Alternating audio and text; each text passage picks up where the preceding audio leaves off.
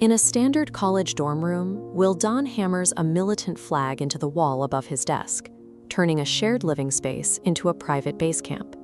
He puts on camouflage pants, a tactical vest, and an Afghan-style hat, the physical components of a new identity he is building from scratch. He has his friend take a photo of him in full gear, capturing the persona on a vintage Nokia screen to use as his next profile picture.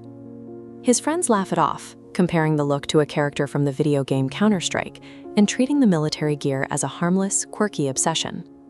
Wildan's peers see a typical awkward young adult phase, a superficial aesthetic that masks the specific internal commitment he is making. While his friends see a costume, Wildan is using these clothes to inhabit a new reality. The shift is rooted in his home life, where a toxic cycle of constant comparison to others leaves him feeling inadequate and invisible to his parents. The identity of the mujahid, the holy warrior, serves as a psychological bypass, promising a sense of ultimate power and certainty that his family life never provided.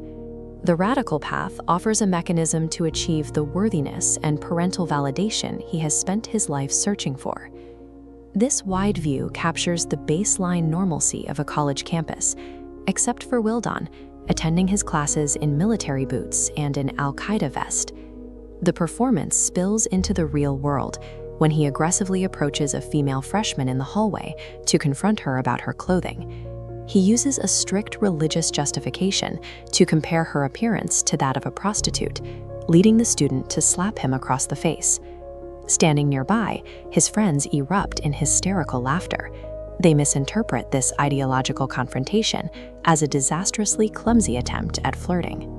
His peers see a comical social failure, but for Wildan, this very public rejection only serves to reinforce his deep belief that he is an outsider in a lost world. Wildan processes the physical slap and the mockery of his friends as undeniable validation. He interprets the event through the lens of enjoining good and forbidding wrong, convincing himself that he is suffering for a divine cause. He actively embraces his growing isolation, elevating his own status as a righteous outcast among people he views as completely oblivious. His psychological armor is now sealed.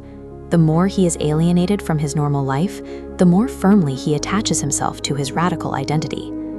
The turning point occurs at a Tabligh Akbar, a massive religious gathering where the atmosphere is highly charged and emotional. The preacher describes wars in the Middle East, showing fighters navigating the rubble of destroyed cities and calling on the audience to join the struggle. This diagram represents the preacher's promise to martyrs. One individual who dies in battle is granted divine power to secure salvation for 70 family members. For Wildan, the calculation is simple. By sacrificing his life, he becomes the savior of his entire extended family. As he breaks down in tears, it becomes clear that his desire for war is not driven by a need to destroy enemies, but by a desperate need to finally be enough for his parents. During the summon, Wildan asks the preacher if a child can go to war without their parents' permission to save them in the afterlife. His mindset has solidified into a binary choice. He will either live a noble life or die a martyr.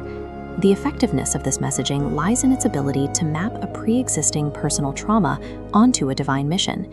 To recognize the early stages of radicalization, we have to look past the tactical gear and identify the specific personal wounds hiding underneath.